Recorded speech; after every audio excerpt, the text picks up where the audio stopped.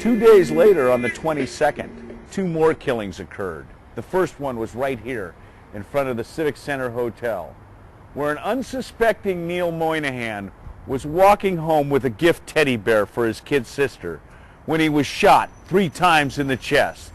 Boom, boom, boom. His assailant fled down the street, where he made a quick right here on Stevenson's Alley.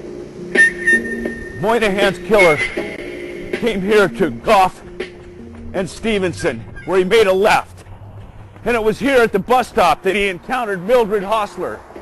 He shot her 4 times in the chest, then concluded his jog down Gough Street. By now, SFPD was beginning to connect some of the dots. Let's see. These were random killings. No motives like robbery or rape. The killers favored using a .32 caliber pistol. And, oh yeah, it seemed like it was always black on white. Could these killings be racially motivated? People think this case was called Zebra because of its black on white implications. Actually, it was because the cops assigned all radio communication on this case to the Z frequency on their radio band. The cops began to formulate a game plan. December 28, 1973, turned out to be the bloodiest night in the jihad known as the Zebra Killings. That night, bands of armed blacks assaulted 5 unarmed whites. The first murder occurred out here in the Bayview. Jane Hawley had been doing her laundry on Silver Avenue when she was gunned down in a laundromat. Next to be assaulted by the Zebra Killers was 32-year-old secretary Tanya Smith, who was shot twice in the back on the busy corner of Geary and Divisadero. Next to die, and only a few corners away, was retiree and pensioner Vincent Woolen, who was mercilessly gunned down on the corner of Divisadero and Fulton.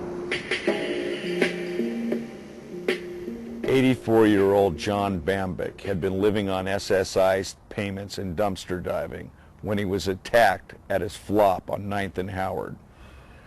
Bambick, despite being shot, locked into a mortal grip with his attacker before succumbing to his wounds.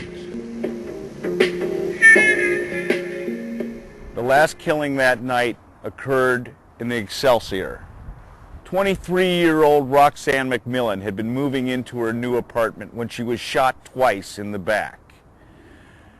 McMillan would survive her wounds, but she would be wheelchair-bound for the rest of her life.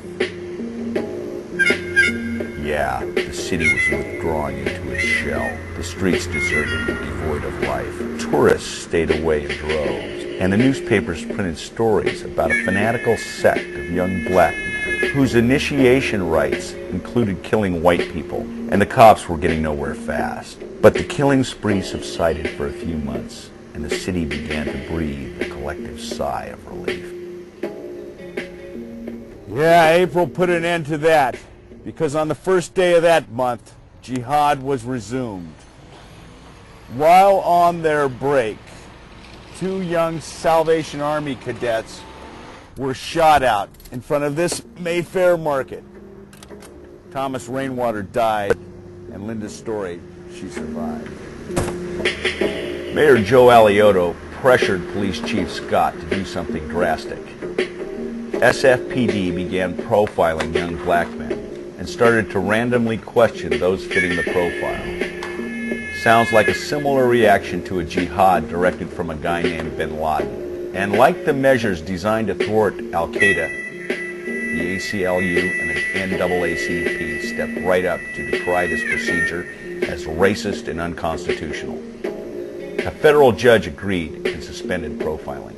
Guess what? The killings continued. The last Zebra killing to make the papers occurred out in the Ingleside district at 231 Vernon Street. DuPont Company heir Nelson Shields IV was killed while loading a rug into a borrowed station wagon. 3,000 miles away, his distraught father founded Handgun Control, Inc. to assuage his grief.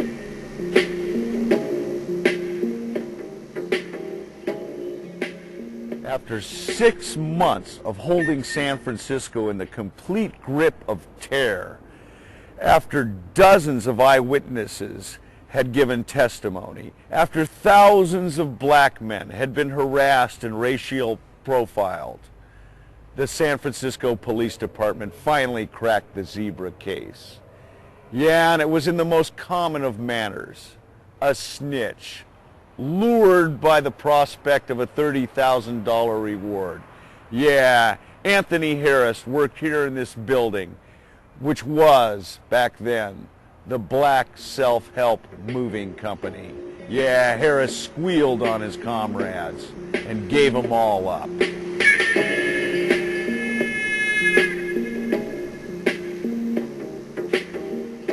Anthony Harris informed San Francisco PD of a radical Muslim sect called the Death Angels.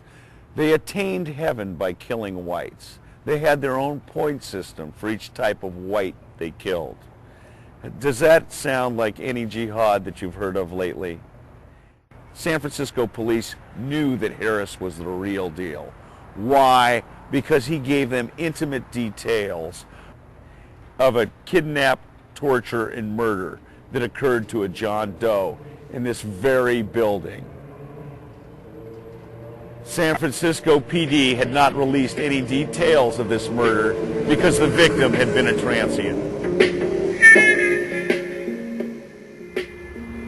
The Death Angels called whites blue-eyed devils and grafted snakes. They believed that whites had been created by a black evil scientist named Jacob. Well, this might sound like Saturday morning cartoon time, but it's not very funny when people are compelled to kill in the name of God. Although most San Franciscans have long since forgotten the zebra killings, the 7 survivors of the jihad haven't. They meet once a year so as to never forget. They, along with victim family members, religiously attend any parole hearings for the killers, which have all been denied. Most people think that when Anthony Harris dropped a dime on his Death Angel comrades, Jesse Lee Cook, Larry Green, J.C. Simon, and Manuel Moore, he put an end to the zebra killings. But did he? Thing is, the cops never were able to determine who it was that was so persuasive that he could propel these guys into mass murder. Was there a charismatic mullah interpreting Allah's will for these less sophisticated jihadists willing to do anything to get into heaven? Clark Howard, author of Zebra, the definitive book on the subject, postulates there was such a guy, and he referred to him as Van Dyke. Yeah, if there was such a Van Dyke character, he sure had the power of persuasion. And just like another warrior imam we know, when the shit hit the fan, he was nowhere to be found. Some people even think that nationwide, that black-on-white jihad killing numbers in the hundreds, and may still be going on. Who's to know, because of the random nature of these crimes and the tendency of the victims to be indigents and runaways. Here's what I do know, that the ground just west of the Fillmore Auditorium on Geary Street is the most unhallowed ground in San Francisco. It was here, at what is now a post office, where Jim Jones's sinister People's Temple stood. And right next to it was the Nation of Islam Mosque, where the plot for the zebra killings was hatched. And I also know that as long as there are charismatic charlatans using fundamentalism as a sword, there's going to be hordes of true believers lining up to strap on a TNT vest, drive a car bomb, or behead a woman with a machete. And as long as they're just dying to get into heaven, there's always another crime just around the corner.